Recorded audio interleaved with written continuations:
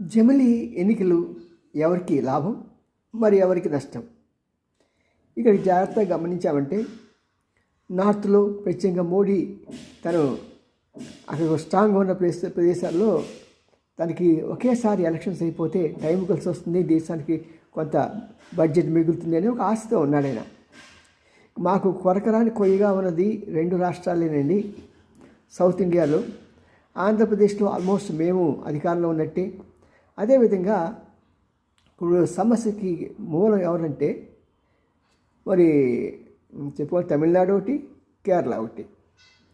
మరి వాటిని కూడా కన్విన్స్ చేసి మేము జమిలి ఎన్నికలు తెస్తామన్నారు. ఇది మొదటగా ప్రజల్లోకి ఉద్యమం వెళ్ళేటట్టు చూడండి. ఎప్పుడైతే ప్రజల్లోకి ఈ భావన మంచిది, జమిలి ఎన్నికలు మన దేశానికి చాలా డబ్బు సేవ్ అవుతుంది అనుకుంటే దాన్ని వ్యతిరేకించరు, అది ఓట్లుగా మీకు పాజిటివ్గా మారుతాయి.